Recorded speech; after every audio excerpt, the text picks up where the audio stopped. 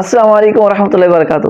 معزز ناظرین کرام، آپ کے سامنے آج ایک اور شرعی مسئلہ لے کے حاضر ہوا ہوں۔ کسی بھائی نے پوچھا ہے، میں نے کہا آپ سے بھی شیئر کر دیتا ہوں تاکہ آپ کی معلومات میں بھی آ جائے۔ جی، ایک نکاح ہوا ہے، بچی اس نکاح کے بارے میں انکار کرتی رہی جو ہے، یا پھر یہ کہ وکیل گیا لڑکی کے پاس، اس سے کچھ نہیں پوچھا کہ میں آپ کا نکاح فلاں فلاں سے کرتا ہوں، یا آپ ہمیں اجازت دیں کہ آپ کا نکاح فلاں بن فلاں سے کر دیں۔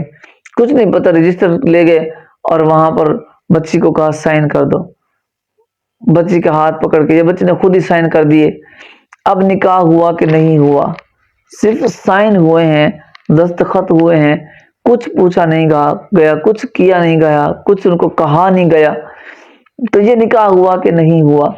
تو ناظرین کرام، نکاح ایجاب و قبول کا نام ہے۔ ایک طرف سے ایجاب ہوتا ہے، دوسری طرف سے قبول ہوتا ہے، اور ایجاب و قبول میں بھی کم از کم اتنی آواز ہونی چاہیے کہ اپنے کان سن، جو دوسرے ہیں، جو گواہ ہیں، وہ سن رہے ہوں، ان تک آواز پہنچے، ٹھیک ہے؟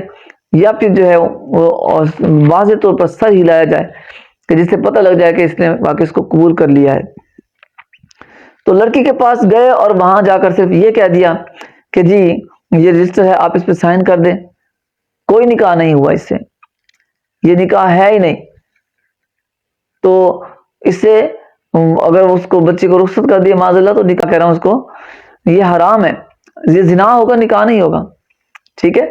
تو جب بچی سے پوچھا نہیں گیا، اس سے ایجاب و قبول نہیں کروایا گیا، نہ اس سے وکالت لی گئی ہے، صرف خاموشی سے گئے سائن کروا کے واپس آ گئے، تو یہ کوئی نکاح نافذ نہیں ہوا۔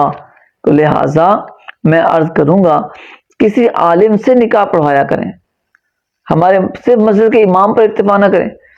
مسجد کا امام ہے اور ساتھ عالم بھی ہے تو بہت اچھا ہے، نکاح خواں ہے ساتھ عالم بھی ہے، بہت اچھا ہے، وہ شریعت کی پاسداری کرے گا۔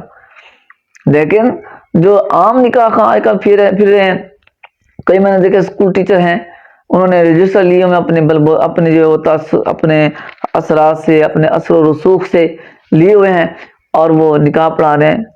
بہت ساری صورتیں ہیں وہ نکاح ہوتا ہی نہیں ہے اور الٹا حرام ہو جاتا ہے۔ تو اس لیے براہ کرم اس طرح کی حرکتوں سے بچیں۔ علماء کی فیلڈ ہے، علماء سے یہ کام کروائیں، عام لوگوں سے کام نہ کروائیں۔ یہ جس طرح کے آپ آنکھ کا علاج آنکھ کے ڈاکٹر سے کراتے ہیں، دل گردے کے ڈاکٹر سے نہیں کراتے۔ جو آنکھ کا ایکسپرٹ ہے وہ آنکھ کا علاج کرے گا، جو درزی ہے وہ اس سے کپڑے سلوائیں گے، جو موچی ہے اس سے جوتے سلوائیں گے۔ وہ ایسا تو نہیں ہو سکتا کہ آپ جو وہ موچی کو کہ آپ کپڑے سی دیں، درزی کو کہ آپ جوتے سی دیں۔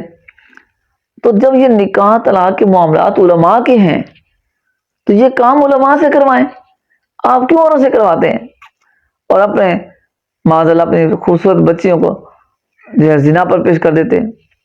اس لیے میں آپ سے عرض کروں گا کہ نکاح کے بعد کسی عالم دین کو بلایا جائے اور ان سے نکاح پڑھوایا جائے، چاہے رجسٹر کسی کو اور رجسٹر سے غرض نہیں ہوتی، تاکہ نکاح سنت کے موافق ہو جائے۔ بہرحال جو مسئلہ تھا وہ میں نے آپ کو عرض کر دیا کہ ایسی صورت جو میں نے پیش کی ہے اس سے نکاح نہیں ہوگا، باقاعدہ ایجاب و قبول کا سلسلہ ہوتا ہے۔ وہ بھی عرض کروں گا انشاءاللہ زوجل کہ ہمارے جو وکیل ہوتے ہیں کیا غلطیاں کرتے ہیں۔ مجھے امید ہے کہ آپ کو مسئلہ سمجھ آ گیا ہوگا۔ السلام علیکم ورحمۃ اللہ وبرکاتہ۔